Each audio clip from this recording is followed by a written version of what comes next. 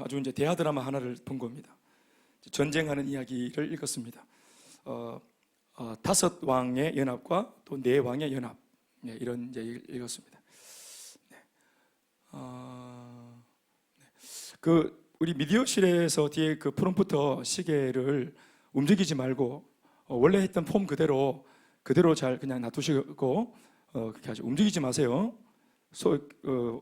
사이즈를 키우거나 하지 말고, 그러면은 제가 설교할 때 시선이 뺏긴단 말입니다. 아시겠죠? 예.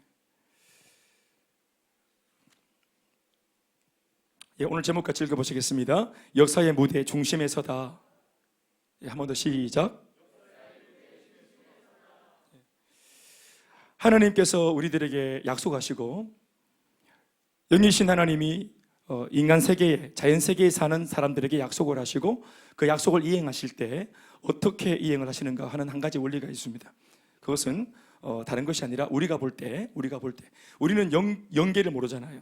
그러니까 영적인 세계에 있는 하나님 아버지의 그 나를 향한 계획과 하나님의 결단이 자연 세계에 사는 우리들에게 이 약속이 영적인 세계에서 하나님이 결의한, 또 하나님이 작정한 그 약속이 자연 세계에 살고 있는 우리들에게 이것이 실현되어질 때 어떻게 실현이 되어지는가 하면은 우리들이 볼 때는 그것이 환경과 사건과 상황으로 이루어집니다. 환경과 사건으로, 상황과 환경 그리고 사건으로 우리들에게 하나님의 약속이 이루어집니다. 그러니까 우리가 볼 때는 사건인데 이 사건 안에는 영적인 세계에 계시는 하나님께서, 물론 이 땅 전체를 다 하나님이 창조하시고 다스리시지만, 그러나 우리가 알지 못하는 그런 크고 엄밀하고 비밀한 계획을 갖고 계신 그 하나님께서 우리들에게 약속을 이행하실 때 그것이 우리들에게는 잘 가늠이 안 되므로 우리들이 볼 때는 사건이나 상황이나 환경이란 이름으로 우리에게 주어집니다. 한마디로 말하면 사건을 통해서 이루어집니다. 그러니까 성경 속에서 일어나는 예수를 믿는 그 주인공 주변에 일어나는 사건은 굉장히 우리가 주목해 봐야 될 사건이고, 그 사건을 인간적으로 접근하지 않고 믿음과 영적인 부분과 신앙적으로 접근해서 그 상황을, 사건을 잘 영적으로 해석해 보면 그 속에 우리를 향한 하나님의 선하고 좋은 계획이 있다는 사실을 우리가 비로소 알게 되어집니다.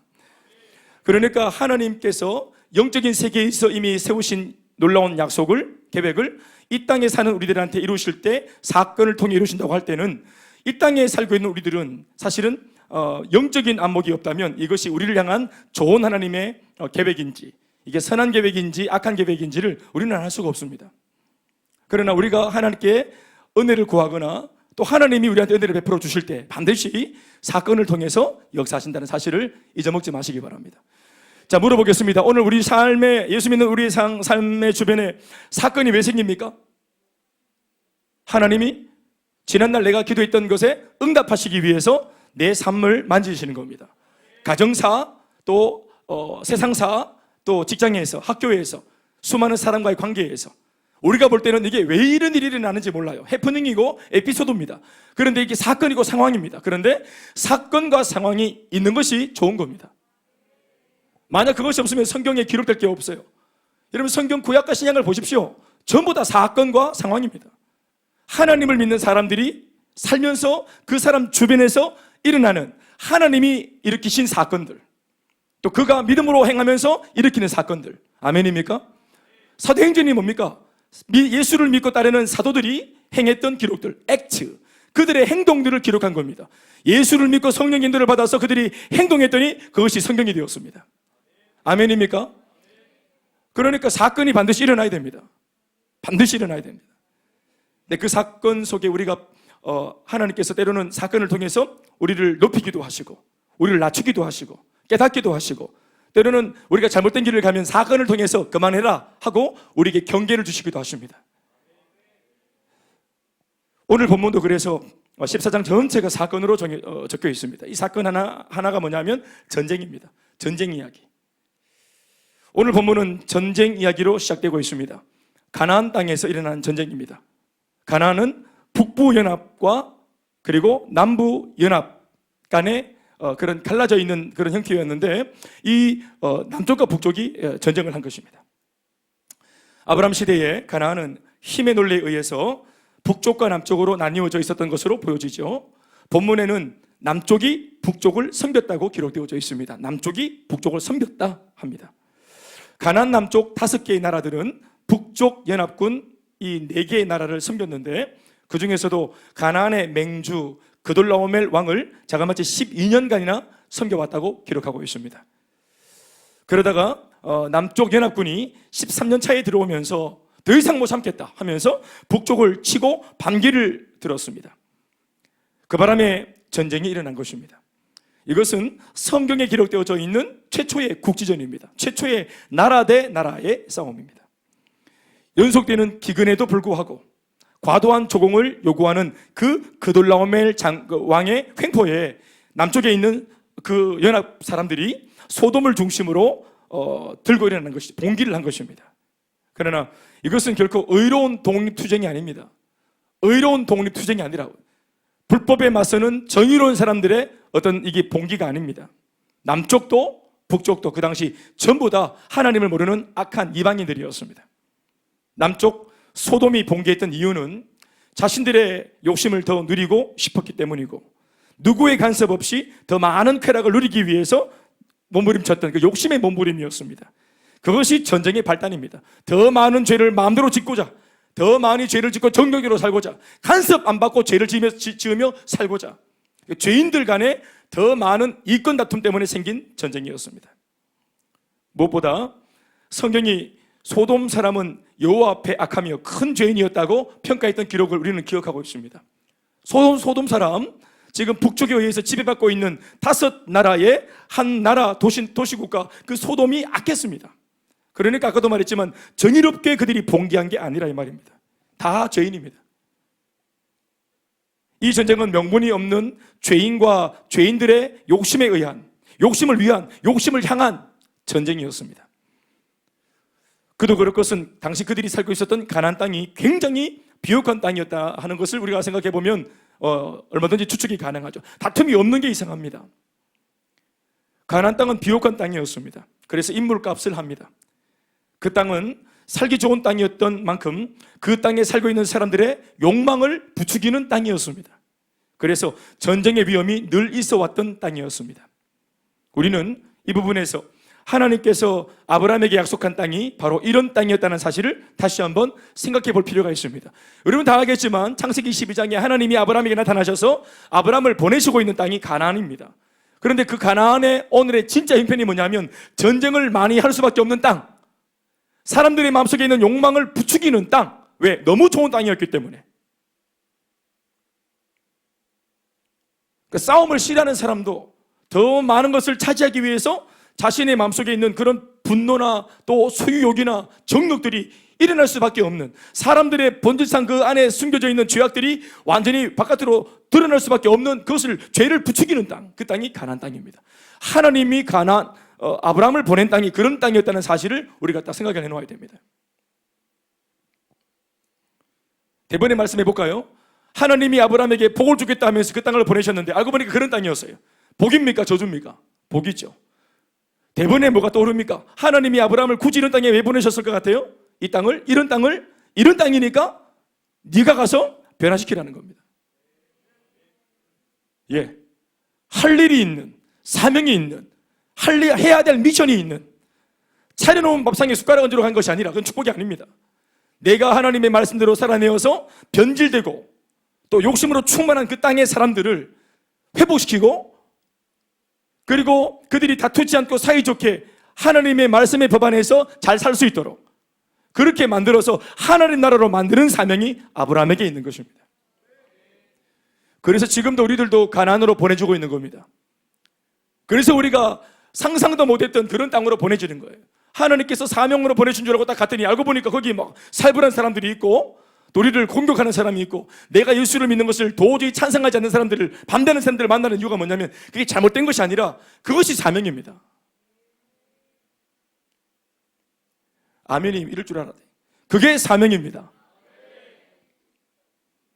복음이 없는 곳에 교회를 개척하는 것이 우리의 사명입니다. 개척이 안 되니까 복음으로 개척을 하는 것입니다.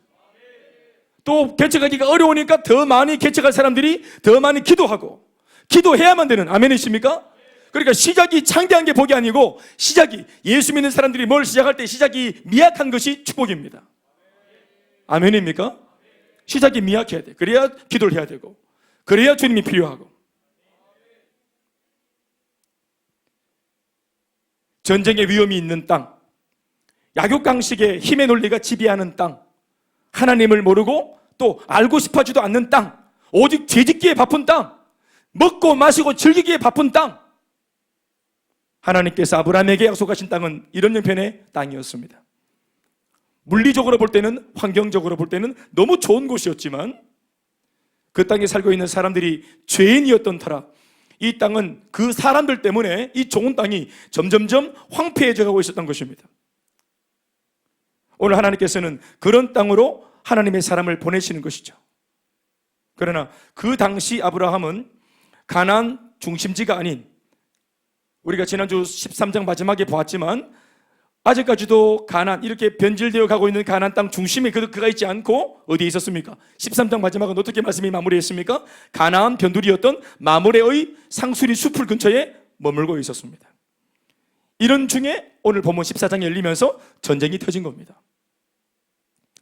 오늘 성경이 많은 지면을 통하여 가나안의 전쟁사를 언급하고 있는 이유는 다른 데 있는 것이 아니라 이 전쟁통에 소돔에 거주하고 있던 아브라함의 조카, 누굽니까? 롯. 그렇죠. 롯이 이 전쟁의 소용돌이에 휘말렸다는 것을 말하고자 하는 것입니다. 이런 면에서 볼 때 가나안 사람들의 오늘의 이 전쟁은 결코 우연히 일어난 사건이 아니라는 사실을 우리는 빨리 알아차려야 됩니다. 이게 뭔가 영적으로 무언가를 의미하고 있다.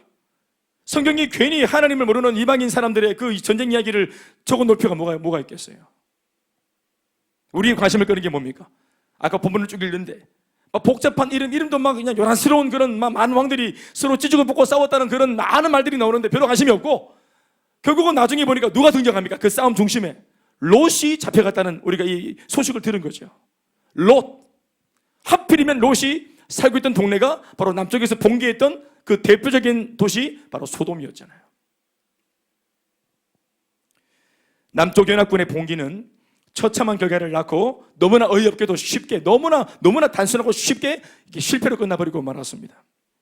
오히려 이 일로 그들이 괜히 봉기했다가 박살이 난 다음에 괜히 이렇게 실패한 바람에 가나안의 맹주 그돌라오멜의 건재함과 그의 강인함과 그의 무시무시함이, 그의 힘이 더 과시되는 역효과를 낳고 말았습니다.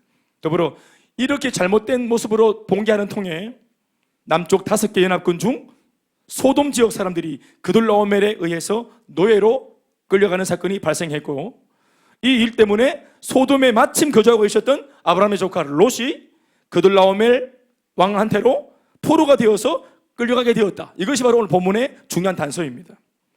11절과 12절 말씀을 함께 읽어보십시다. 롯이 지금 가나안 사람들의 전쟁에 얼떨결에 연루된 겁니다. 연루가 되었어요. 내 왕이 소돔과 고모라의 모든 재물과 양식을 빼앗아가고 북쪽에 있는 내 왕이 소돔에 거주하는 아브라함의 조카 롯도 사로잡고 그 재물까지 노력하여 갔다. 이게 이제 복선입니다.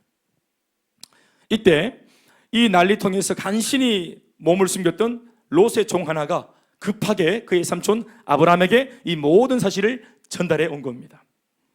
아브라함은 이미 이 전쟁의 상황과 소식을 이미 알고 있었습니다. 왜요? 그가 비록 중심에 있지는 않았지만 가나안 땅 변두리에 살고 있었기 때문에 알고 있는 겁니다. 단지 관심이 없을 뿐이지. 그는 아직도 이 땅에 이주한 지 얼마 되지 않았을 뿐 아니라 하나님의 말씀대로 살아가고자 하는 자신의 신앙적인 그런 내면의 문제에 더 몰두하고 있었기 때문에 사실은 세상 사람들의 일에 별로 관여하고 싶지 않았고, 어떤 면에서는 지금 초신자가 하나님 앞에 한번 된통 실수했다가, 여러분 다 아시겠지만 애굽에서 그 실수를 통해서 하나님을 처음으로 체험하고, 그러니까 첫사랑이죠. 신앙적으로 하나님을 처음으로 만나는 첫사랑을 경험하고 신앙의 눈이 처음으로 뜨여졌어요. 그러니까 신앙의 눈을 처음 떴을 때, 하나님이 살아계신다는 사실을 처음 알았을 때, 우리도 예수 처음 믿고 하나님의 살아계심을 처음 알았을 때 어떤 마음이었습니까? 예? 세상에 복잡한 문제가 있었지만 우리의 실제적인 관심은 하나님을 더 깊이 아는 거, 하나님을 더 깊이 만나는 거. 왜? 이때까지 다른 사람들은 예수 먼저 믿어서 알고 있었지만 나는 평생 몰랐던 예수를 늦게 믿었어요. 또 늦게 알게 되었어요. 그러니까 이게 뭔가 하고 신앙적인 세계에 깊이 들어가는 겁니다. 아멘입니까? 그러니까 옆에서 뭐 전쟁이 일어났다 뭐 이런 거에 이게 막 눈에 보이긴 하고 귀에 들리긴 하지만 관심이 별로 없어요. 내 일이 아니에요.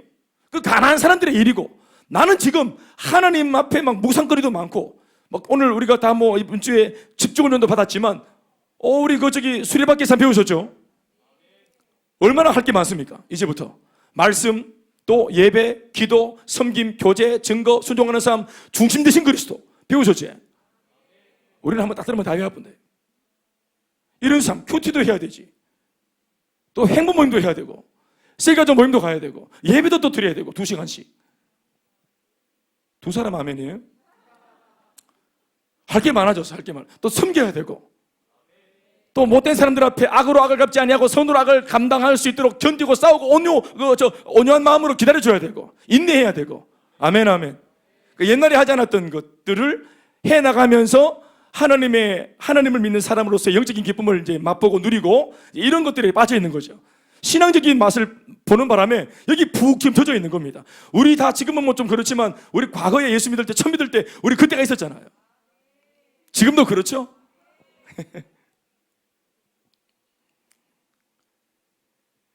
아브라함은 신앙생활을 처음 시작하고 나서부터 줄곧 세속적인 가치관을 버리지 못하는 바람에 거듭되는 불순종으로 얼마나 고생을 했었는지 모릅니다.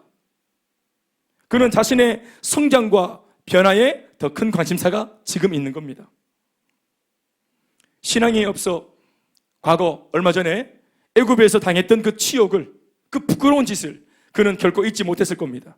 더불어 그 실패들을 거울 삼아 그가 그 이후에 얼마나 많은 가치관의 변화와 성장하는 모습이 나타났었습니까? 그게 재미있는 거거든요. 내가 성장하는 게 재미있습니다. 그래서 그때로부터는 오직 하나님의 말씀만 순종하고 살려는 흔적들이 나타나고 있지 않습니까? 우리 지난주에 봤던 말씀이 바로 그런 내용들입니다. 아무리 잘 먹고 잘 사는 것이 중요하지만 하나님의 이름을 더럽히면서까지 그렇게 해서는 안 된다는 사실을 신앙 안에서 그가 깨달았습니다. 그리고 실천하는 아브라함이 되었습니다. 그게 재미있는 겁니다. 아멘입니까? 더불어 자신이 아무리 복을 받아 잘 되고 있더라도 하나님을 모르는 이방인들한테 폐를 끼치게 된다면 그만둘 줄도 아는 성숙함을 보이는 아브라함. 이게 재미있는 겁니다. 내가 성숙한 것을 경험하는 것. 그래서 자신의 조카 롯과 결별을 선언했던 사건도 아브라함의 성숙의 한 과정에서 일어났던 사건입니다. 양보하는 것. 그러니까 아브라함은 지금 하나님을 더 깊이 만나고 자기가 깨달은 신앙을 실천해 사는 삶, 신앙적으로 하나님을 체험하는 삶, 여기에 더 관심이 있어요. 결국 철이 없던 조카 롯은 삼촌 아브라함을 떠나 자신의 눈에 보기 좋은 대로 또 돈이 되고 먹고 살기 좋은 환경이었던 세속적인 땅, 소돔 땅을 향해 떠났고, 아브라함은 하나님의 약속의 말씀을 가슴에 담고 하나님의 때를 기다리며 가나안 변두리 초원에 자리를 잡게 되었습니다. 우리 다 말씀으로 이미 살펴봤습니다. 그래서 지금 현재 아브라함의 초미의 관심사는 가나안에서 잘 먹고 잘 사는 것이 아니라는 것입니다. 말씀 하나 붙잡고 좋은 것은 지금 조카한테 다 양보했고, 그가 초가집을 짓고 밀림 속에 들어온 까닭은 하나님의 약속의 말씀 하나를 붙들고 믿었기 때문입니다. 아멘입니까? 그러니까 자기의 욕심과 세상적인 야망을 버릴 정도로 하나님을 그렇게 믿기로 결단하고 신앙 하나 붙잡고 세상적인 것들을 다 지금 등지고 양보한 입장이기 때문에 지금 새삼스럽게 세상적인 그 사건이나 이야기들이 관심 있을 리가 없습니다. 왜? 다 그렇기 때문이에요. 그러니까 이 신앙은 진짜여야 되고 약속 주신 하나님은 살아계셔야만 되고, 아브라함은 이게 너무너무 지금 중요한 거예요. 아멘입니까? 우리 지금 예수 믿고 이까지 깊이 들어왔어요. 유승금 주사님, 예수 믿고 지금 이까지 깊이 들어왔어요. 그렇죠? 하나님 안 살아계시면 곤란합니다. 어떻습니까? 천국 없으면 곤란해요. 저 천국 없으면 나 어떻게 하노? 저는 30년 됐습니다. 어떻게 하노? 20대 두들길 수 있었는데 못 즐겼거든. 30대 볼라방처럼 얼마든지 동성로로 뛰어갈 수 있었어요. 그거 안 했거든요, 우리가. 기껏해야 지금 이제 뭐 경상시장에서 좀 배회하고 그런 정도지. 이렇게 절제하고 살고 포기하고 살고 주님 바라보고 살았는데 주님 살아 계셔야 되지 않습니까? 우리 그래서 이 밤에도 여기 와 있잖아요. 이 금요일 밤에. 아멘입니까? 우리의 관심이 영적인 것에 있고 여기에 같은 시간이지만 내 몸을 여기에 두는 것이 더 가치롭기 때문에 우리가 그것을 결정한 것입니다.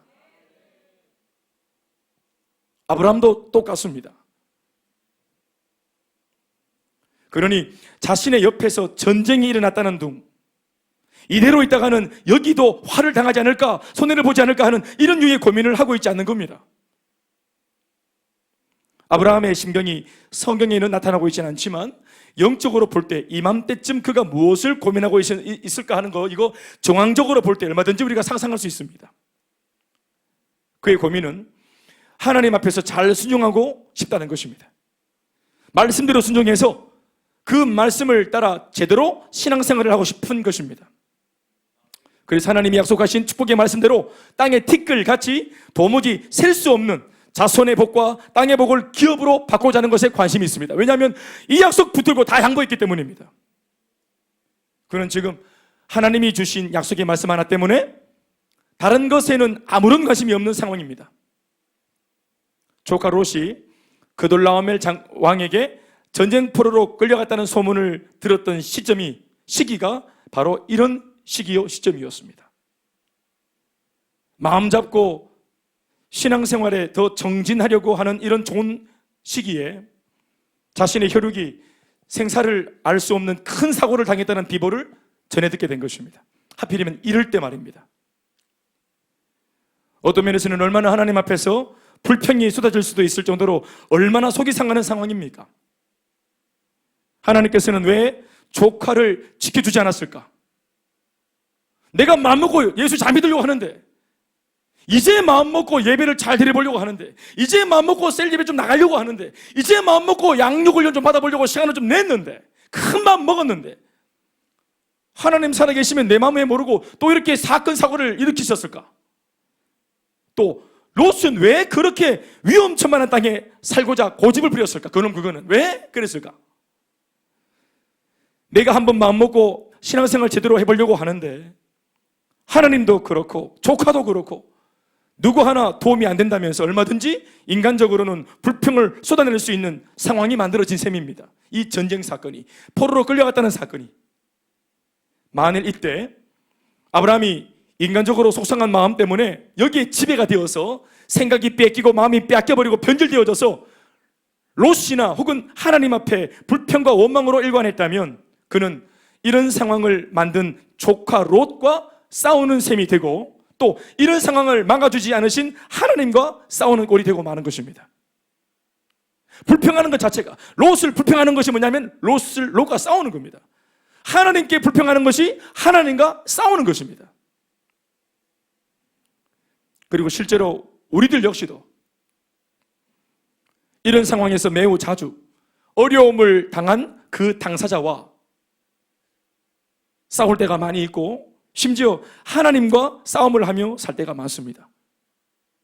너 때문이다. 때로는 하나님 때문이다. 너만 아니었으면, 주님이 좀 도와주셨더라면 하면서 우리가 상황 속에서 자주 에베소서 6장 말씀은 이런 것을 뭐라고 말합니까? 혈과 육과의 관계 속에서 혈과 육과 싸운다고 말하지 않습니까? 통치자들과 권세들과 이 어둠의 세상 주관자들과 하늘에 있는 이 악한 어둠의 악한 영들과의 싸움이라고 말씀하셨는데 바로 이렇게 되어지면 사람과 싸우는 겁니다. 롯을 원망하는 것 자체가. 아브라함도 그래서 싸우기로 결심합니다.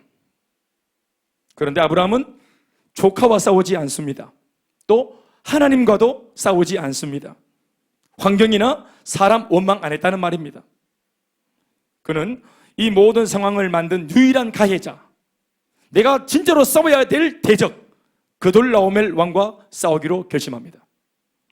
그는 이 위기의 순간에 다소 마음이 혼란스러울 수도 있는 어려운 순간에 판단력이 흐려지지 않고 지금 현재 자신이 도와야 될 사람이 누구인지 또 자신이 싸워야 될 대적이 누구인지를 명확하게 구분하고 있습니다. 이것이 쉬운 것처럼 보이고 혹은 지극히 상식처럼 지극히 당연한 것처럼 보일 수 있을지 모르겠지만 진짜 어려운 겁니다. 이거 성숙 되어져야 됩니다. 애굽을 한번 찍고 올라온 아브라함은 13장에서 양보하고 경제적인 부분에서도 성장을 보이는데 그것만 아니라 오늘 14장에 보면은 돌발 상황 속에서 감정이 상하고 4시간 뺏고 이제 보세요. 롯을 찾으러 가야 되기 때문에 시간 뺏기는 겁니다. 어떤 면에서는 조카 롯을 구하기 위해서 자기 생명을 걸어야 됩니다.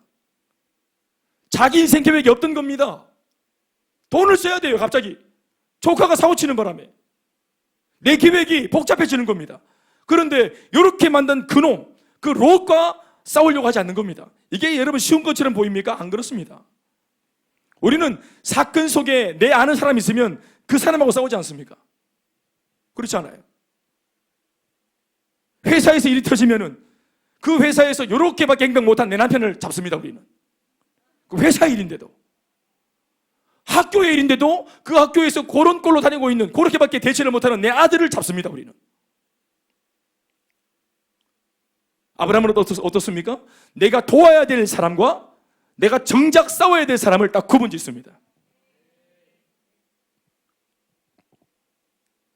맨날 사람 원망하는 우리 완전 다르잖아요.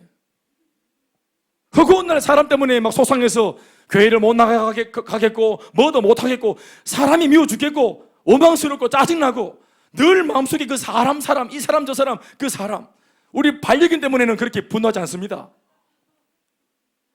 지나가는 저기 동네 들개한테 그렇게 분노하지 않거든요. 그런데 들개보다 낫지 싶은데 내 남편한테는 분노하고, 고양이보다 낫지 싶은데 내 아내에게 분노하고, 잘하는 거 참 많은데 그 중에 한두 가지 못하면 그거 다 잊어버리고 분노합니다. 오늘 그렇게 잘하고 있는, 그렇게 사실 해서는 안 되는데 그런 오류에 잘 빠지는 우리들에게 아브라함이 보여주는 이런 삶의 모습들은 굉장히 큰 교훈을 주는 것입니다. 계속 한번 보시겠습니다. 저는 아브라함의 이야기를 설교하기 위해 말씀을 연구하고 있는 사람으로서 설교를 듣는 여러분들에게 부탁하고 싶은 것이 있는데요. 아브라함의 이 자연스러워 보이지만 그러나 위대하고도 대단한 이 결단을 그냥 지나치지 마시고 저와 여러분들이 함께 이 밤에 담고자 하는 마음이 충만하길 바랍니다. 부디 그 어떤 예기치 않은 계획이 없던 돌발 상황, 그 어려운 상황이 내 주변에 발생했을 때 절대로 쉽게 사람을 원망하지 않는 여러분 되시길 바랍니다. 더 나아가 절대로 하나님을 원망하지 않는, 제멋대로 판단하는 이런 어리석음을 범하지 말기를 바랍니다. 신앙생활 잘 해보려고 하는 나를 왜 가만두지 않느냐는 이런 정신없는 소리 절대로 하지 않길 바랍니다. 여러분, 신앙생활이라는 게 뭡니까? 신앙생활 잘한다는 게 뭡니까? 예기치 못했던 혼란이나 시련이 닥쳐올 때 이런 위기의 순간을 잘 극복하는 무기로 이 신앙을 사용하라고 하나님께서 이전에 전날에 우리에게 신앙을 주신 것입니다. 오늘 당한 이 문제 속에 신앙으로 우리가 이 신앙을 써먹으면서 섣불리 사람 원망하지 말라고. 예수를 믿지 않는 사람들은 1차원적으로 생각하지만 하나님을 믿는 우리들은 말씀 속에서 다시 한 번 더 이 상황을 거듭 다시 조명해 보라고 우리에게 말씀의 은혜를 주시고 영안을 주신 것입니다. 영적인 해안을 주신 것입니다.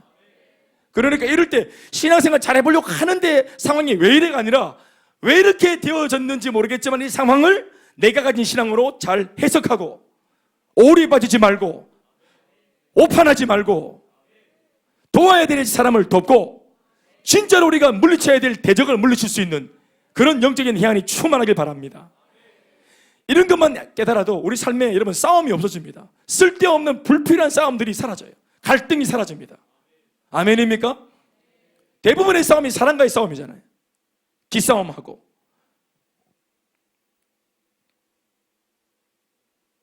신앙이라고 하는 것은 오히려 위기와 시련의 순간에 더욱 빛을 발하는 것입니다. 그 위기와 시련이 예수 잘 믿고자 하는 내 신앙에 위협을 주는 것이 아니라 신앙이 그 시련과 고난과 위기를 정리시키는 겁니다. 아멘입니까?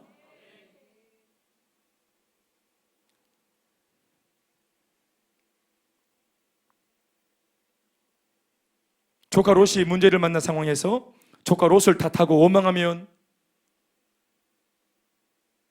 만약 아브라함이 그랬다면 조카를 2번 죽이는 겁니다. 지금 롯은 신앙이 어리고 삼촌 아브라함의 도움이 필요한 상황입니다. 여러분, 누가 제일 힘듭니까? 포로로 끌려간 롯이 제일 힘든 겁니다. 코로나 확진? 아이고 왜 돌아다니고 왜 이렇게 뻘짓을 하노? 여러분, 확진자가 제일 힘듭니다. 아멘 좀 하십시오. 확진자가 제일 힘들어요. 원망의 대상입니까? 도와야 될 사람입니까? 세상은 그렇게 하지 않잖아요. 예? 마음과 앞에 들여다보세요. 왜 거기 뻘짓을 했냐고, 왜 교회 굳이 그렇게 모였냐고, 왜 금요일에 이렇게 해서가 막 앉아가면 예배를 드렸냐고.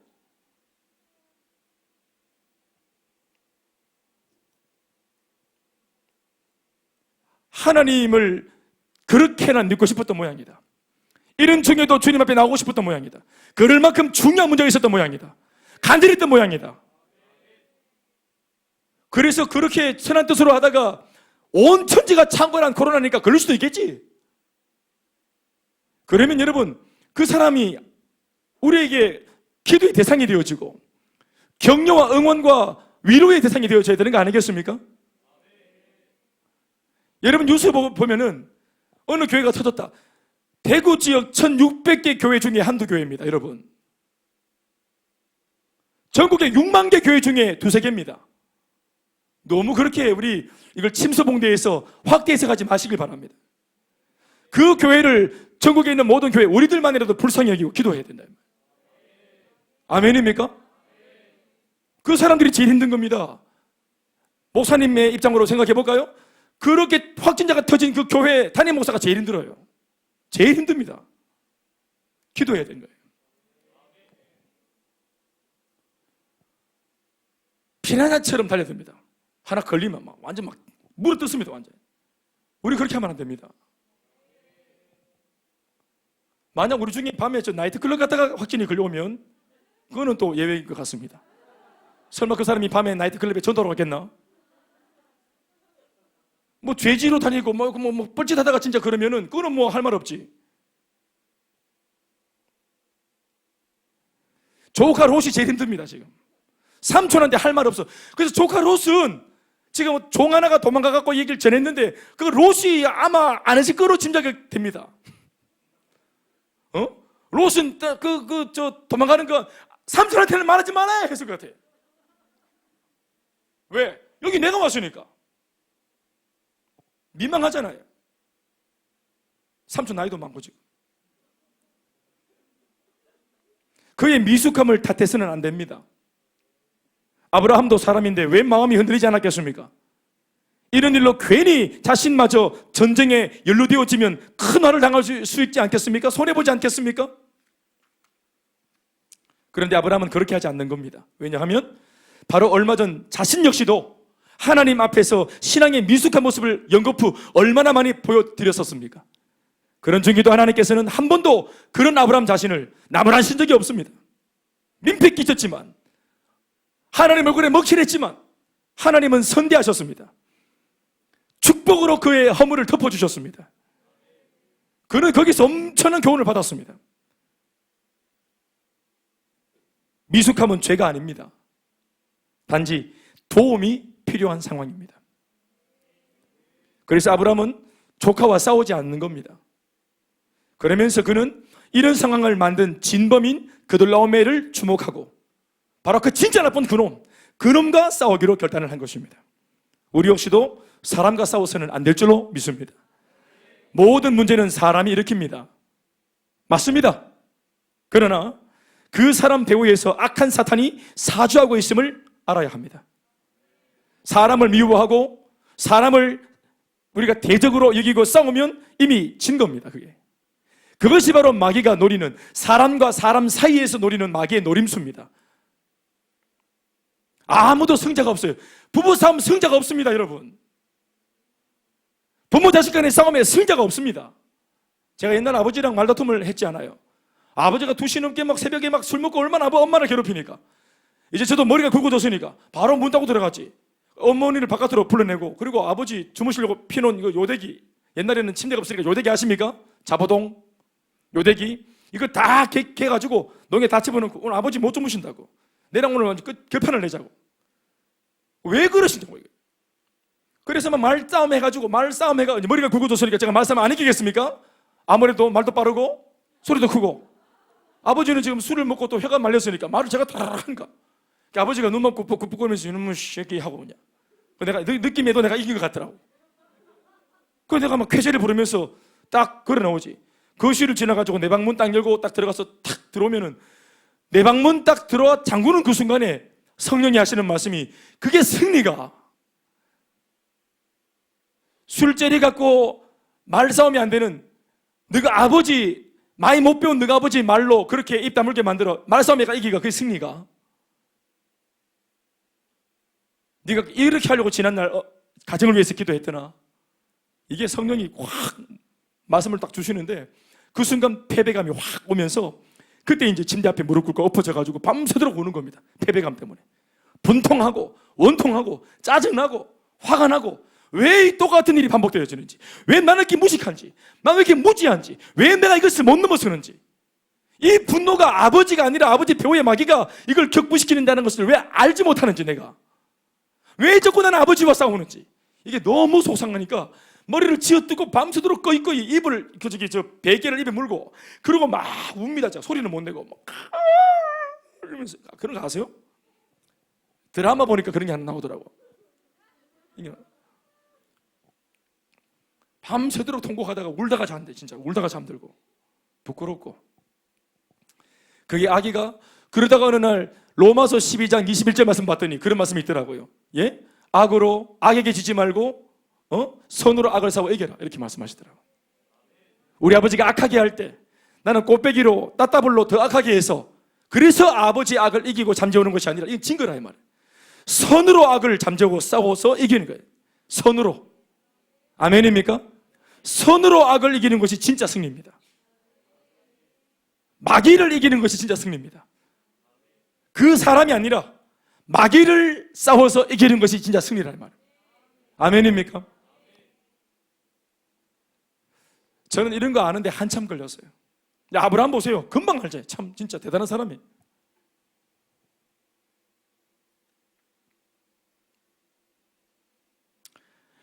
약해서 죄를 짓고, 약했다는 말이 아닙니다. 약할 때 강함 주, 약할 때 그런 약한 거예요.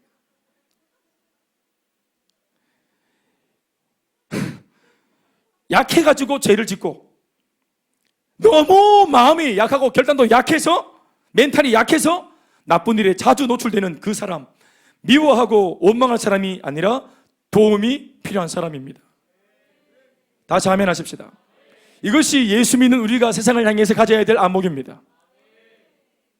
그래서 오늘 아브라함은 자기 고집 부리다 화를 당한 미숙한 조카를 도우려고 나서는 겁니다. 약한 것과 악한 것을 구분하는 것입니다. 도와야 될 사람과 대적해야 될 사람을 구분하는 것이라. 우리의 유일한 대적은 악한 원수 마귀입니다. 우리 부부 사이를 갈라놓고 이간질하고 거짓말로 속이고, 대적인 것처럼 속이고, 끊임없이 사람을 미워하고 저주하게 만드는, 이렇게 만드는, 그래서 모두가 같이 서로 미워하다가 분탕질하다가 진흙탕 싸움 되어서 모두가 상처받게 만들고, 그 배후에서 미소 지으려고 하는 이 원수 마귀가 우리의 대적입니다.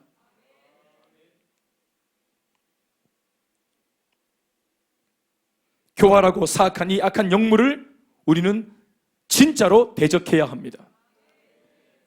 어떤 면에서는 가나안 땅에서 벌어진 이 모든 전쟁의 배후에도 악한 사탄의 역사가 있다고 봐야 합니다.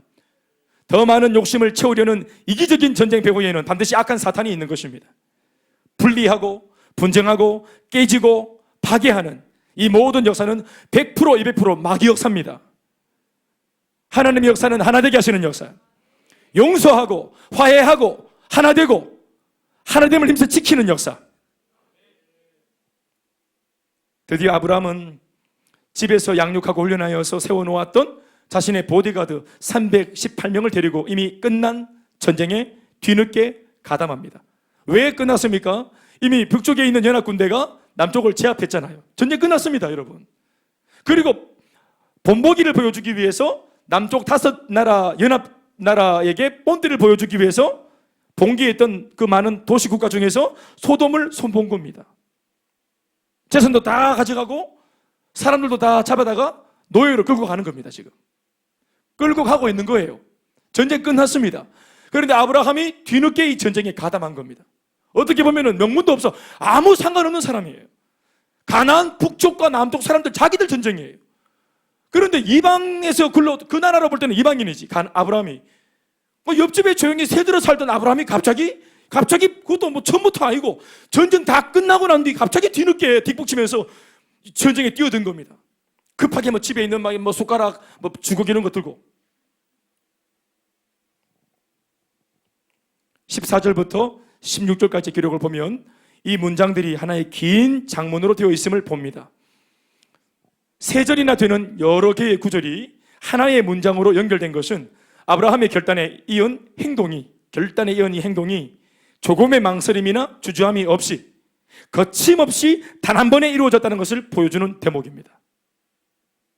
성경은 이 특별한 아브라함의 대범함을 독자인 우리들한테 주목시켜 읽게 하고 싶은 것이 담겨 있는 겁니다. 성경의 저자인 하나님의 의도를 반영해서 우리들도 한숨에 이 3절의 말씀을 읽어보시겠습니다. 14절에서 16절 다 같이 시작. 아브라함이 그의 조카가 사로잡혔음을 듣고 집에서 길리고 훈련된 자 318명을 거느리고 단까지 쫓아가서 그와 그의 가신들이 나뉘어 밤에 그들을 쳐부수고 다메섹 왼편 호박까지 쫓아가 모든 빼앗겼던 재물과 자기의 조카 롯과 그의 재물과 또 부녀와 친척을 다 찾아왔더라. 다시 아멘하십시다. 14절에 보시면은 듣고 그리고 318명을 거느리고 쫓아가서 15절에 쳐부수고 쫓아가 16절 마지막에 어떻게 합니까? 다 찾아왔더라. 아멘입니까? 소식을 들은 것으로부터 시작해서 다 찾아왔다는 이 결론에 이르기까지 아브라함은 이 행동을 단숨에 실행한 겁니다. 다시 아멘 하십시다. 주저함이 없습니다. 소문을 듣자마자 마음의 결단을 했고 결단하자마자 단숨에 행동에 연거푸어 이어지는 행동을 옮깁니다. 난간을 만나서 주저하거나 돌이키거나 겁을 내거나 그런 거 없습니다. 하려고 했고 마침내 끝까지 다 해서 찾아왔습니다. 여러분, 예수를 이렇게 믿는 것입니다.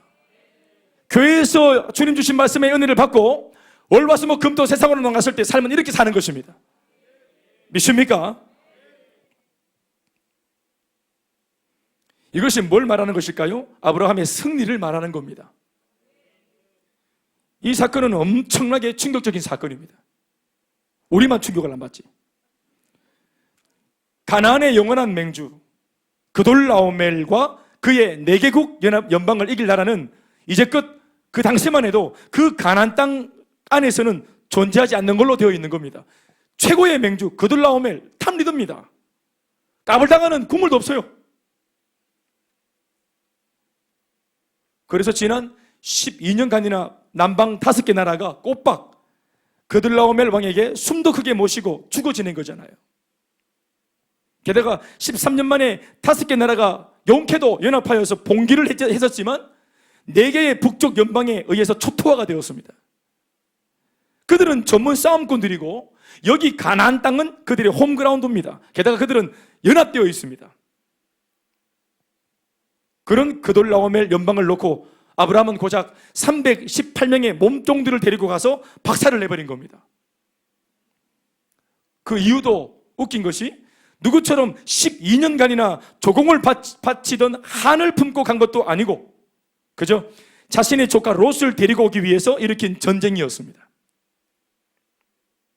아브라함은 자신도 모르게 오랜 세월 동안이나 계속되어 오던 이 남의 나라 가나안 땅의 고질적인 문제를 해결한 해결사가 되어버렸습니다. 아멘입니까? 전쟁 없는 가나안 땅, 그들이 소원인데 이게 그 나라 자체에서는 안 돼. 그런데 그냥 조카 때문에 들어갔다가 이 전쟁, 이게 오래된 전쟁, 가나안은 하나가 된 적이 없어. 항상 전쟁이 있어. 그 거들람의 그놈 때문에. 그런데 이것을 정리시킨 겁니다. 아브라함이. 가나안의 독립을 주고자 했던 것이 아니에요. 그런 엄청난 꿈을 이루려고 했던 것이 아닙니다. 그냥 조카 롯이 가면 안 되는 곳에 가니까 조카 롯을 데리고 오려고 갔던 겁니다. 아멘입니까? 조카 롯이 자꾸만 신앙을 저버리고 나이트클럽에 자꾸 가니까 목사님이 도저히 안 돼서 그런 밤에 춤추러 간 그 나이트클럽에 들어가서 나이트클럽에 갔더니 이 나이트클럽 또 기도들이 막 안 된다고 안 보내준다고. 그래서 잠시 손을 좀 봤더니 나이트클럽 문을 닫았어요. 지나가다가 그냥 누가 시비 걸길래 한번 빵 치고 지나갔는데 알고 보니까 그 다음날 그때마다 죽은 사람이 김정은이라. 그래가 통일이 이루어졌대요. 김일성, 김정일, 김정은까지. 이건 뭐 트럼프도 못하고 이렇게 했는데. 저 파주 쪽에 그냥 통일전망대 놀러 갔다가 누가 뭐 이렇게 밤에 뭐 자꾸 시비 걸길래 때리 붙더만은 김정은이가 죽은 거예요. 또 그 다음날 또 누가 또 시비 걸길래 쳤더니 뭐 시진핑이 또 누워있고. 내가 이거 중국과 북쪽과 남쪽 이거 이런 뭐 복잡한 국제정세에 관심 없어. 난 그냥 우리 애 찾으러 가서 나이트클럽에 갔다 오니까 나이트클럽 문을 닫은 거예요.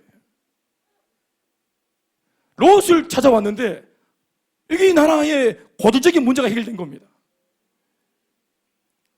이게 기가 막힌 거예요. 아주. 그렇지 않습니까?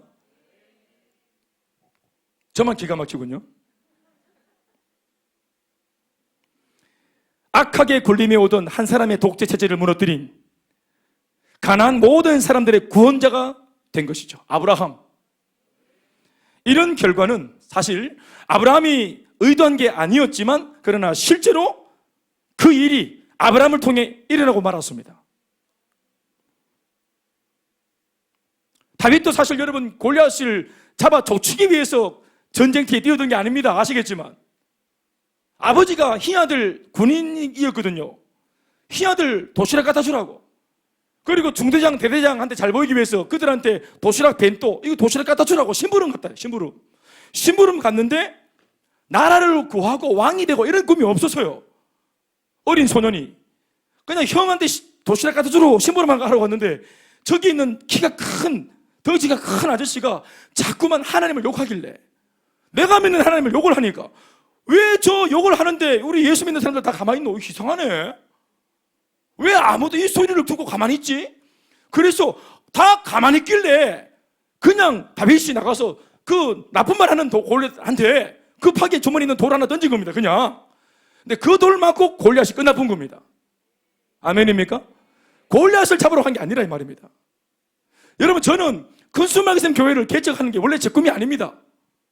교회는 10년 전에 세워졌지만 저는 16년 전에 저 혼자 그냥 두 날개 행복 모임 배워가지고 그냥 내 눈에 보이는 사람들, 내 귀에 들리는 안타까운 사람들, 내가 맡고 있던 청년부의 아이들의 부모, 예수 믿지 않는 부모들, 그 불신자 때문에 너무 힘들다는 그 말을 듣고 그냥 그 집에 복음을 전해서 내가 맡고 있는 청년의 아픔을 좀 나는 잠재워주고 싶어서 이들을 돕고 싶어서 지금처럼 이렇게 막 교회를 막 수성구 알파시티 1호에 99번지 이렇게 막 우리가 막 건평 920평 짓고 이렇게 하려는 게 아니었어요. 아멘입니까? 셀리도 이렇게 세우고, 예? 박인찬 잡아가지고 분모사 시키죠. 막 목기다 시켜버리고, 평생을 헌신하고 이제 은퇴해서 할렐루야 하는 엄마를 잡아다가 셀리도 시키고, 내 꿈이 그런 게 아니래요. 서울에서 내려온 김정한 집사 잡아가지고 이게 앉혀갖고 예배드리게 하고, 나 이게 아니란 말이야. 나는 그게 아니에요. 나는 그냥 내가, 목사님 여기 어떤 아이가 자기 아빠가 예수 안 믿어서 술 먹고 너무 힘들게 한다. 나는 그 아빠한테 복음 전해서 이 아이를 도와주러 한 거예요. 어느 부인이 혼자 짱믿음 가지고 있는데 자기 남편 너무 예수 믿는 거 힘들게 하니까 좀 도와달라 그래서 나 그 남편한테 복음 전해서 이 부인 좀 도와주려고 했던 거예요. 그냥 뭐 저기 신경아 이영주라는 사람이 있다는 거예요. 난 그래서 밖에서 이런 사람들 만나서 그냥 복음을 들려줘서 힘을 좀 주고 싶었어요. 삶의 가치에 대해서 좀 더 가치로운 삶에 대해서 얘기해 주고 싶었어요. 그런데 지금 이렇게 두 사람 다 이렇게 셀리더가 되어서 이렇게 10년째 달려가고 있죠. 아멘이십니까? 이거는 제가 말해요. 그냥 나는 그냥 김선미 집사가 군사가 좀 힘들어서 돕고자 했어요. 그냥 돕고자. 그냥 도왔으면 좋겠다. 또 하여튼 할렐루야. 그랬는데 이게 뭐 시어머니도 셀리더가 돼 있고 남편도 셀리더가 돼 있고 아들도 셀리더가 돼 있고 군대가 있고 또 뭐 올케도 셀리더가 돼 있고 나는 내가 생각했던 게 아니라 또 그 아들 문영준 저 뒤에서 또 마스크 끼고 저렇게 얍삽하게 예배 드리고 있고 이거는 제가 원했던 게 아니란 말이에요. 저는 그냥 복음이 없는 사람한테 복음을 전하고 나도 너무 옛날에 예수 없이 힘들어봤기 때문에 짱믿음으로 힘들어봤고 우리 아버지 괄시 때문에 힘들어봤기 때문에 그게 동병상련 아니겠나. 그래서 내가 그 마음을 아니까 저거 좀 도와주면 어떻겠노 싶어서 그냥 그 집에 찾아가서 복음을 전한 것밖에 없는데 세상에 대구 지역장 제가 원하는 게 아닙니다. 저는 지역장 해야 될 일, 지역장 안 똥꿀 낼 때도 하고 있었어요. 저는 지역장이 돼서 뭘 할 게 없어. 왜냐면 늘 하고 있었기 때문에.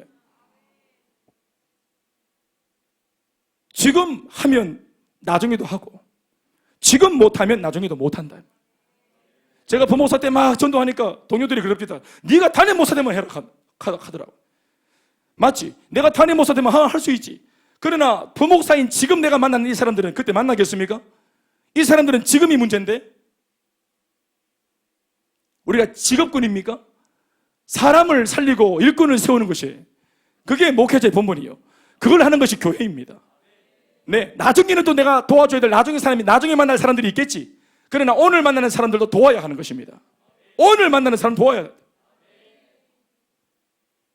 롯을 도와야 합니다. 그게 아브라함의 생각입니다. 그들라함이 얼마나 빡신 줄 아나? 아이고 앞에는 저런 것들한테 걸려들었노. 삼촌한테 이렇게 어려움을 주노. 나를 부담스럽게 하노. 이런 계산하지 않습니다. 그냥 내 혈족인 롯을 도와야 되겠다. 저놈을 살려야 되겠다. 그돌라오멜에게 사로잡혀서 포로로 끌려가고 있는 저 롯, 악한 사탄 마귀에 끌려가는 이 세상 예수 믿지 않는 불신자와 똑같은 것입니다. 욕망의 포로가 되어 지금도 사탄에게 속아 죄를 짓고 살아가고 있는 가난한 자, 포로된 자, 눌린 자, 눈먼 자들에게 우리가 바로 롯을 바라보는 아브라함의 마음처럼 이와 같은 마음으로 계산하지 않고 그 대적이 그돌라오멜이라고 할지라도 우리가 가서 도우려 하면 하나님이 힘을 주시는 것입니다. 그리고 그 일을 하는 과정 속에서 뜻밖의 상황이 열려지는 것입니다. 상상도 못했던 일들이. 아멘입니까? 역사의 무대의 중심에 서고 싶었던 게 아닙니다. 아브라함.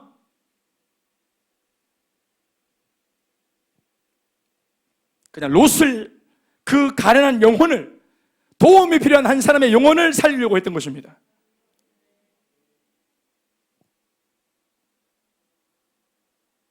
이 엄청난 사건으로 삽시간에 아브라함의 이름이 온 가나안 그 땅 전 지역에 아브라함 이름 석자가 알려지게 되었습니다. 자기가 알린 게 아니에요. 수동태입니다. 알려져 버렸어요. 그것은 아브라함이 원했던 게 아닙니다. 그러나 이 사건을 통해 아브라함은 롯을 구하고 말려 그랬는데 상상해 봅니다. 왕이시여, 저는 하란에서 넘어온 이방인 아브라함입니다. 여기 전쟁통에 죄송한데 여기 제 조카 롯이 잘못 끌려갔어요. 소돔 사람 아닙니다. 소돔 사람 해고자 하시고 여기 소돔에 이사 갔던 거예요. 롯만 보내주세요 했는데 그돌라오멜 장군이 내 철야 너는 뭐하는 놈이냐 무엇마다 이렇게 한 거예요. 그래서 아브라함이 그냥 지어박은 거예요. 알고 보니까 막 태권도 8단 이런 거예요. 안 싸울라 했는데 가슴 뜯으니까 막 S자 이런 거 막 나오고 이렇게 샤츠 안 뜯으려고 했는데 워커 줄 딱 짜매면 끝나는 거지. 이거 안 짜매려고 했는데 장갑 안 끼려고 했는데 이 말이 안 먹히니까 롯을 구하기 위해서 그냥 몸부림 좀 쳤는데 318명 나라 대 나라 싸움입니다. 여러분 국지전이에요. 명색이 318명 그거 예비군도 아닙니다. 그냥 평신도들이에요. 328명 그 사람들이 몰아가지고 전쟁을 끝냈습니다. 세상에. 아멘 좀 하이소. 얼마나 대단합니까? 숨어있던 진정한 무림의 고수 아브라함. 그는 가나안의 은인이자 가나안의 전설이 된 것입니다. 이것을 잘 주목해 보십시오. 하나님은 바로 이 전쟁을 통해 이 에피소드를 통해 아브라함을 역사의 무대 중심으로 이끌어내고 계신 겁니다. 지역사회의 해답이 되게 하십니다. 그 당시 가나안 땅 모든 사람들이 아브라함에게 은혜를 입게 만들어 주셨습니다. 하나님은 우리가 상상치도 못할 방법으로 우리의 의도와는 상관없이 하나님 당신의 위대한 일을 행하시는 분이십니다. 바로 그 아브라함의 하나님이 오늘 저와 여러분들의 하나님이십니다.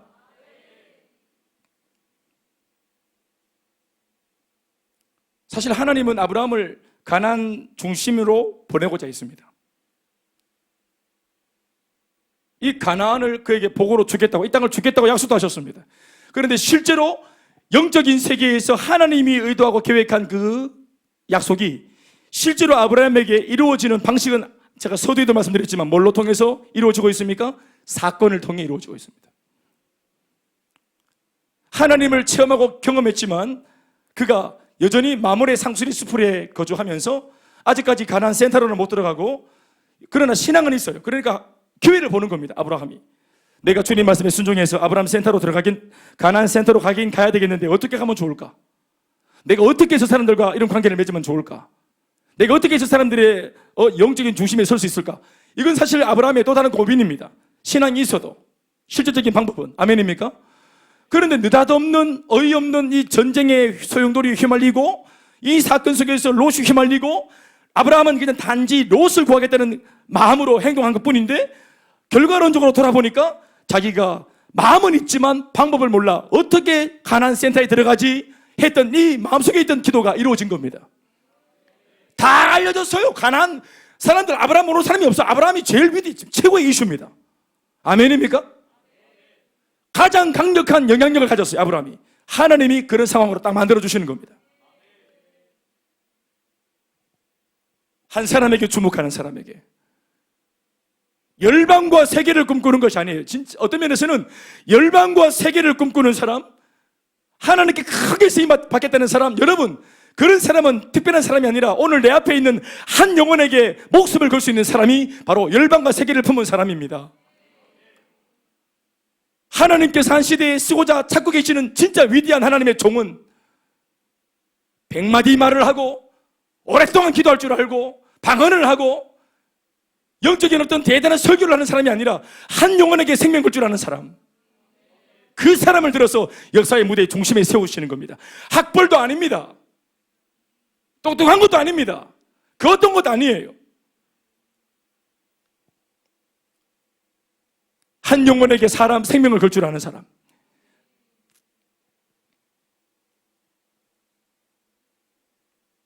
사랑하는 여러분, 이것이 바로 예수 믿고 복음을 가진 우리들의 진면목입니다. 성경 속 오늘 이 아브라함의 모습은 지금 현재 예수 그리스도를 믿고 있는 우리들의 모습이고 우리들의 모습이어야 합니다.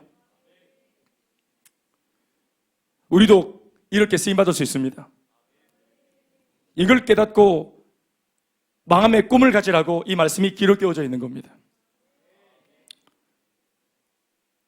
그렇다면 여러분, 우리들도 어떻게 보면은 역사의 중심에, 가정의 중심에, 가문의 중심에 설 수 있는, 복음으로 영향력을 발휘해서 사람들이 나도 너처럼 예수 믿고 싶다 할 수 있는 이런 좋은 기회를 주시고자 사건을 그렇게나 과거에 일으켜 주셨음에도 불구하고 우리가 그 사건 속에 이 사건이 어떤 의미인지를 모르는 바람에 오히려 내가 도와줘야 될 롯을 원망하고 그들 나오면을 두려워하고 자기 처지를 한탄하고 예수 잘 믿고자 하는데 왜 이렇게 이상한 일이 생기냐고 불평하는 통에 정작 내가 원했던 그 삶이 이러한 사건을 통해 주어지는지도 모르고 사건 속에 하나님의 음성을 들으려고 하기보다는 하나님의 의미와 하나님 주시는 메시지를 들으려고 하기보다는 내 생각과 오판이 작용해서 하나님이 복을 줘도 걷어차고 진짜 내가 바라는 그 은혜를 주시고자 하나님께서 만들어 놓은 위대한 이 무대를 내가 이해하지 못해서 돌아나오는 일들이 얼마나 많았겠는가 생각합니다. 지금 제가 만나서 교제하는 목사님들이 김 목사님, 나도 옛날 김 목사님처럼 그때 내가 두날개를 했었더라면, 그때 나도 두려워하지 않고, 그때 내가 우리 기성교회지만 내가 이 비전을 선포했더라면, 그때 좀 내가 양육 훈련을 쉬지 않았더라면, 한 번 정도 쉬었더니 이게 한 학기가 되고 두 학기가 되고 3년 되고 5년 되어서 이렇게 돼버렸다고. 제가 구미에 있는 감리교회 중에 제법 좀 큰 교회입니다. 우리 영미 집사는 아는 교회 내가 한번 얘기했지만 거기 아내가 간증하고 제가 말씀을 전하러 갔었습니다. 두 날개 비전을 제가 동기부여하러 갔었습니다. 마칠 무렵에 보니까 맨 앞자리에 나이가 한 60은 넘어 보이는 담임 목사님 앉아 계시는데, 목사님께서, 성도들은 다 뒤에 앉아 있고 담임 목사님 앞에 딱 앉아 계시는데 제가 설교하는 내내 우시는 거예요. 앞에서 그냥 막 이렇게 고기를 안 들고 고기 딱 드시고 그냥 하염없이 펑펑펑 우시는 거예요. 하염없이 우시는 거예요. 얼마나 우시는지 막 민망할 정도로 우시고, 끝나고 난 뒤에 다가하는 자리에서 말씀을 들어보니까 이 말씀을 하시는 거예요. 우리가 한 5년 정도 둔하기를 해서 제법 우리가 부흥도 하고 교회가 여기까지 왔는데, 어느 순간부터 우리가 잘 된다는 거, 또 잘 되고 있으니까 꼭 굳이 이렇게 해야 되냐 하는 말들이 나오고, 그래서 우리가 행복 모임을 쉬고 양육을 쉬고, 또 그래도 오히려 열심히 하다가 쉬어보니까 참 좋더라는 거예요. 목사도 좋고 성도도 좋고. 그래서 더 이상 전도 안 하고, 전도 안 해도 오니까 이제는 우리가 기류를 탔구나 하고 모든 걸 멈추었는데, 쉽게 갔는데 나중에 그러한 형편 속에 신천지가 치고 들어와서 영적으로 이 교회가 잠들어 있는 틈을 타고 완전히 교회를 다 뒤집어 놨. 교회가 그 후유증으로 사람들도 거의 다 떨어져 나가고, 큰 교회당인데 지금은 거의 노인들만 남아 계셔. 열정 좀 있다, 젊음을 불태우고 싶다, 좀 쓰임받고 싶다, 이런 사람들 다 나가버려요. 그 명맥만 유지하는 교회가 되었다. 그래서 그것이 오늘 목사님의 도전을 듣고 큰 수막에서 교회 이야기를 들으면서 정말 가슴을 뜯고 땅을 치며 후회하는 제목이다. 그러면서 그렇지만 오늘 목사님의 이 도전을 통해서 우리 다시 할 거다, 다시 우리 한번 도전해 볼 거다 하고 그렇게 결단을 하셨는데, 진짜로 그 다음에 보니까 집중훈련에 오셨는 거예요. 아멘입니까?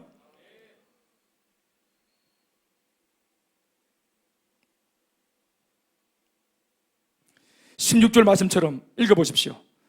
모든 빼앗겼던 재물과 자기의 조카 롯과 그의 재물과 또 부녀와 친척을 다 찾아왔더라 했는데, 우리들도 다 찾아와야 합니다. 아멘입니까? 세 가족들의 상황이 회복될 때까지 셀리더는 결코 행복할 수 없습니다. 그들의 행복과 나의 행복은 같이 결부되어져 있습니다. 그들의 눈물이 그칠 때까지, 우리 집 아무리 행복해도, 셀리더 목회자 집 아무리 행복해도 그들이 안 행복하다고 말하는 한 우리도 결코 행복하지 못합니다. 모두가 같이 행복할 수 있도록 복음으로 모두가 다 살아나서 다 찾아올 때까지 우리가 해야 될 기도 제목이 있는 줄로 믿습니다. 아멘이십니까? 저는 현재 지금 그저께 만난 분까지 합쳐서 지금 이렇게 끼워져 있는 가정, 이혼에 있는 가정, 이혼을 하려고 지금 진도를 빼고 있는 가정, 법적인 준비를 하고 있는 가정, 이런저런 가정 제가 지금 몇 가정을 만나고 있습니다. 집중훈련 이번에 받으면서 제가 이틀 전에도 그 부부, 이혼이 진행 중인 부부를 만났고 또 남편을 만났습니다. 대화 속에 이런저런 대화를 통해서 내린 결론은 뭐냐 하면, 일단 그분이 저한테 했던 말은 뭐냐면, 목사님의 지도를 다 따르겠다. 목사님의 지도를 다 따르겠다.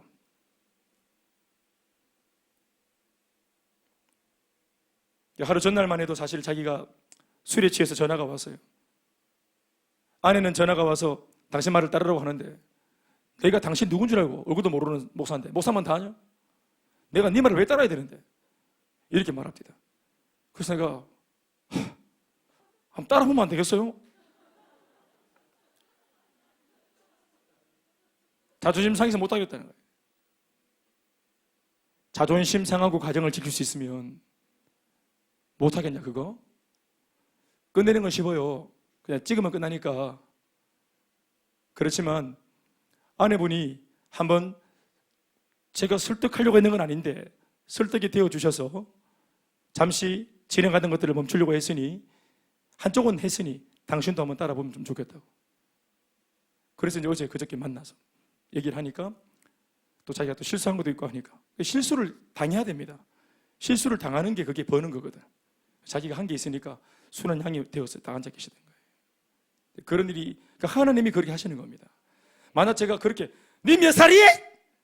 했으면은 이게 그돌라오멜이랑 안 싸우고 롯과 싸우는 겁니다. 이게 여러분, 이 남편, 제가 아직까지 우리 앞으로 뭐 어떻게 될지 모르겠지만 이 사람, 여러분, 제가 지금까지 보는 입장은 뭐냐면 도와야 될 사람입니다. 내가 도와야 될 사람 입에서 험한 거 나와도 그거 기분 나쁘다고 그것만 붙들고 싸우고, 아 기분 나빠 때려치워보라 봐, 이랬으면 끝나는 겁니다. 그런데 기분 나쁜 게, 나는 기분 막 나쁘고 나쁜 상황이 생기는데 이게 어떻게 되냐면은 네가 미안할지 마야 한다 지금. 딱 들어. 이것도 은혜라. 딱 들어볼 귀를 딱 들어보니까 이 음성이 술 먹은 음성이더라고. 왜요? 우리 집 전체가 남자들이 다 술꾼 아닙니까? 술 먹고 말하는 건데 금방 알아차리거든요. 본인은 딱 잡아떼지만 이게 술 먹네. 그러니까 실수한다. 하나님께서 술 먹여가지고 술김에 실수하게 만드는 거라. 술김에. 이거는 당해주면 당해줄수록 버는 겁니다. 관계를. 그 다음에 딱 만나니까 이제 어제 있었던 사건. 나는 별말 안 했어요. 어제 있었던 거, 어제 전화했는 거 다 기억납니까? 하니까 얼굴이 벌개지는 거예요. 다 기억이 나는 겁니다. 그러니까 그 전날 약속했던 장소에 나오지. 사랑하는 여러분, 바로 이런 것입니다. 그런데 그 양반이 말로 막 술김이 하는 말들이 사실은 인간적으로 얼마나 분노를 격발시키는지 모릅니다. 분노를 확 격발시키는 거예요. 여러분 다 아시죠? 제 약함을? 제가 엘리베이터를 타잖아요. 엘리베이터 딱 타면은 누가 탔는지 모르겠지만 앞서서 누가 왔다가 타고 내렸나 봐요. 술 먹고 내리면 술 냄새가 나거든요. 엘리베이터에. 그런 경험 있죠? 아니, 여러분들이 먹었다는 말이 아니고 다른 사람이 먹은 냄새 나는 거 있죠? 예, 그 냄새를 딱 맡으면 알잖아요. 저는 냄새를 딱 맡으면 간이 벌렁벌렁거립니다. 이게 제 상처죠. 저희 집안에 술 냄새 딱 맡으면 바로 기억이 옛날 중고등부 때 기억으로 제가 확 바로 돌아갑니다. 그때 제 모습으로 바로 팍 돌아갑니다. 그리고 중학교 시절에 김대원이가 엘리베이터에 딱 서 있는 겁니다. 그리고 무서워서 간이 벌렁벌렁거립니다. 술 냄새 딱 맡으면. 그리고 흥분합니다. 제가 흥분합니다. 술 냄새 맡으면 흥분한다고. 이렇게 흥분한다. 분노가 막 올라오거든요. 언제 한번 저랑 같이 한번 뭐 대보집 앞에 지나가면 여러분들이 다 볼 수 있습니다. 와, 갑자기 올라온대. 이 친구가 이제 술을 먹고 이렇게 하시는 말들이 이제 저를 격분하게 하는 거예요. 사실 인간적으로 격분을 막 불러일으키더라고요. 근데 이제 숨을 제가 쉬어가면서 이렇게 예 하고 이제 이렇게 봤는데 실제로는 제가 분노가 막 차올랐습니다. 이럴 때 이제 제가 제 상처 때문에 넘어지면은 이제 아무것도 못 하는 것이에요. 아멘입니까? 뭐 제 얘기가 뭐 아브라함에게 비하면 별것도 아니잖아요. 그런데 아브라함처럼 우리 삶에 하나님의 이런 사건들이 이렇게 뭐 전쟁사처럼 이렇게 엄청나게 오지 않습니다. 별것도 아닌 것처럼 옵니다. 별것도 아닌 것처럼. 그렇게 남편을 위해서 기도했는데 남편이 계속 또 안 좋은 말을 하고 계속 또 안 좋은 상황을 만들면 나중에 이게 한계치 올라가잖아요. 그럴 때 이제 우리가 실수하게 되어지면 독박 서는 거 아니겠습니까? 한마디 듣는 거, 한마디 듣잖아요. 셀리더, 네 극하고도 셀리더가 이런 말들. 목사님 아나? 양육을 그렇게 받고 뭐 졸업을 2번이나 하면 많어? 저 졸업장 갖다 버리라 저거. 말 이렇게 할 바에 때려치워라. 이렇게 이런 말들, 이거 저 머리를 격분하게 만들어요. 저하고 똑같은 겁니다. 제가 우리 아버지랑 싸우고 승리했다고 방에 들어왔더만은 하나님은 그게 진 거다 이놈아. 그래서 아버지가 어느 날 저한테 함부로 할 때 제가 아버지를 껴안고 울었잖아요. 똑같은 상황인데 그전에는 대판 싸웠고 이후에는 그렇게 울고 회개하고 기도했던 날들을 보내고 난 뒤에 어느 날 아버지 제가 껴안았잖아요. 술 조정하는 아버지를. 그리고 같이 울면서 제가 먼저 사과를 하고 아버지 미안하다고 했더니 아버지가 31년 만에 내가 듣고 싶었던 그 말을 합디다. 대은아, 내가 미안하다고. 이 말을 미안하다고 말을 하시오 하고 제가 막 윽박질렀을 때는 택도 아닌데 껴안고 아버지 내가 미안합니다 했더만 아버지가 미안하다 하대. 희한하다 이게. 완전히 이소부화라. 바람으로는 옷 못 벗기는데 따뜻하게 햇볕을 비쳤더만 옷을 벗었다 하는 것처럼. 그게 주의 사랑입니다. 그게 선으로 악을 이기는 것이라. 제가 정말 저는 너무너무 늦게 알았죠. 그래서 제가 목회를 하면서 저 같은 실수를 여러분들이 하지 않도록 돕기 위해서 양육을 통해 훈련을 통해 가르치는 겁니다. 그래서 남편한테 그렇게 말하지 말라고 제가 말을 하는 겁니다. 눈빛도 메시지입니다. 그런 눈빛으로 메시지를 보내지 말라고 말을 하는 겁니다. 정 자신 없으면 그 중간에 제가 들어가도록 중재하도록 그렇게 되었으면 참 좋겠습니다. 아멘이십니까? 하여튼 이 한 세네 우리 가정, 서너 가정의 이 부부의 관계가 회복되었다는 그런 순전보를 우리가 들을 수 있도록 여러분들도 같이 기도해 주시고, 아시는 분도 계시고 또 모르시더라도 같이 기도해 주시면 좋겠습니다. 말씀을 정리하겠습니다. 원고는 3장이 남았지만 정리하도록 하겠습니다. 격분할 수 있기 때문에 우리 자우라머니 사시겠습니다. 약한 자와 악한 자를 구분해야 되지 않겠습니까? 한 번 더, 도와야 될 사람과 싸워야 될 대적을 구분해야 되지 않겠습니까?